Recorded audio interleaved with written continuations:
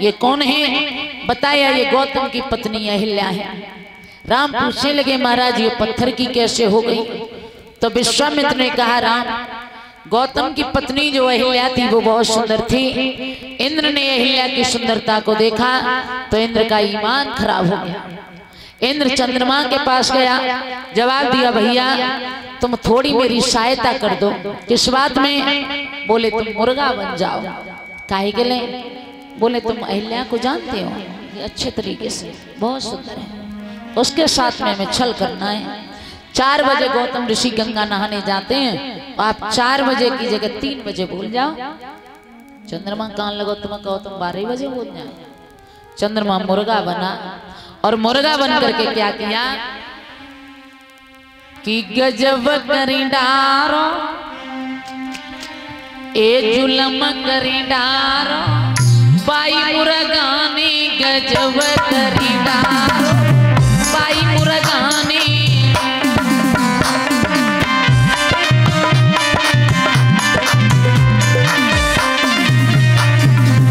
वही चंद्रमा मुर्गा बना, क्या हुआ? ए आधिया राती करण को पहरो,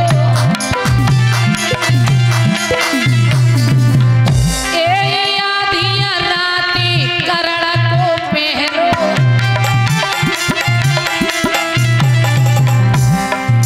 मुर्गा आएगा वो द्वारो, मुर्गा आएगा वो द्वारो, बाई मुर्गा ने जुलम करे डारो, बाई मुर्गा ने।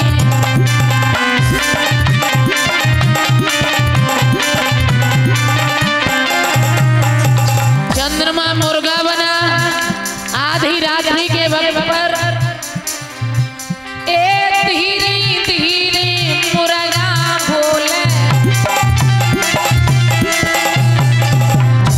अहिल्या अखियां अपनियां खोले। अहिल्या कहने लगी महाराज अबे तो सोई थे, का हुईगा वो भोरारो, का हुईगा वो भोरारो, बाई मुर्गा ने जुलम करे डारो, बाई मुर्गा ने।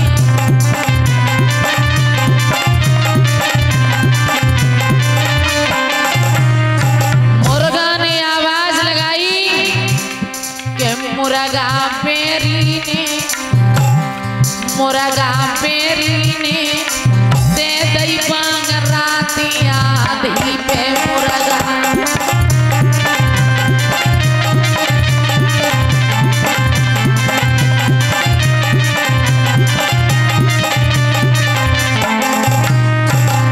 आधी रात्रि पर आवाज लगा दी।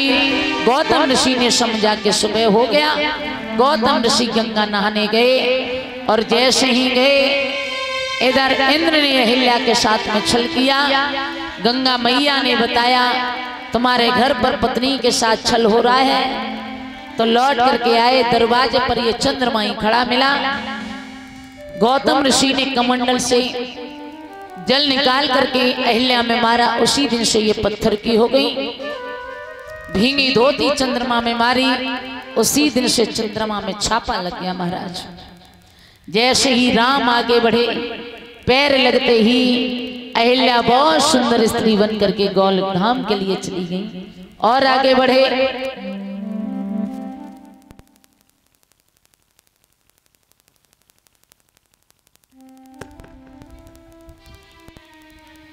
जाकर के पहुंचेंगे महाराज जनक की जनकपुरी में, जहां धनुष रखा हुआ था।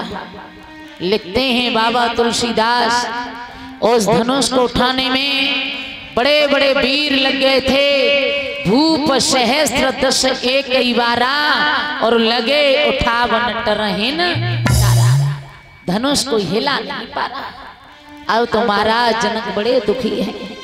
अगर पता होता तो हम ये प्रण ना करते कि इस धरती पर कोई वीर पैदा नहीं हुआ।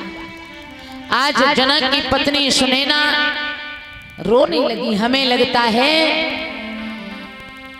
कि हमारी बेटी कवारी रह जाएगी। आरे चितई रही करियू पारा कौन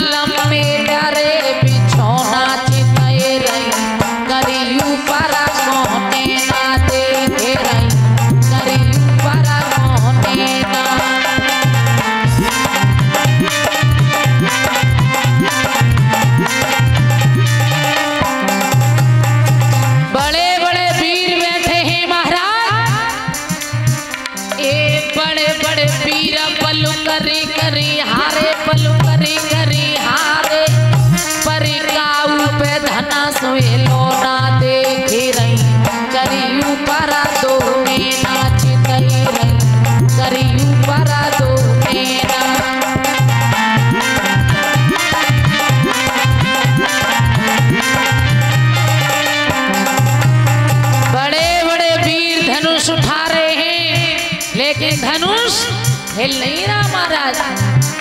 ए राजा जनक जी यूं उठी बोले, यूं उठी बोले, क्या जा धरती पे वीर रहो नाचते नहीं, करी परा दो ना देखे नहीं, करी परा दो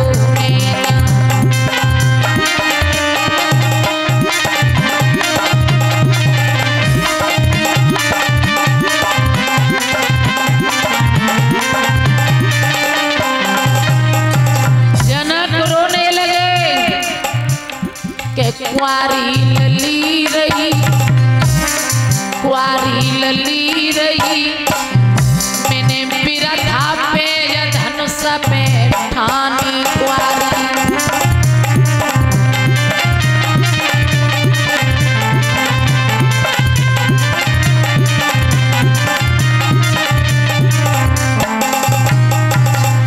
जैसे ही जवाब दिया है महाराज जनक ने, हमें लगता है ये धरती वीरों से खाली हो गई, धरती पर कोई वीर पैदा नहीं हुआ, न धनुष तोड़ करके मेरी बेटी के साथ में विवाह कर लेता। पता होता तो मैं अपनी ये प्रण नहीं रखता। लक्ष्मण खड़े हुए, क्या बक रहे हो जनक?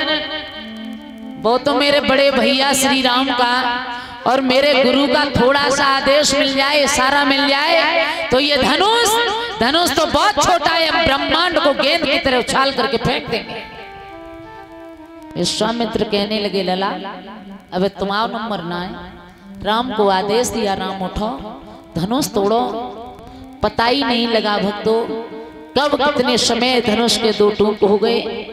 जब धनुष के दो टूक हुए, सीता माँ हाथों में बरमाला लेकर के निकली तो लिखते हैं बाबा तुलसीदास, रंग भूमि जब सी पगुधारी और मोहे देख सकल नर नारी। सीता माँ इतनी सुंदर लग रही थी कि सीता माँ को देखते ही नर नारी मोहित हो गए थे। और वही बाबा तुलसीदास एक तरफ लिखते हैं, मोह है न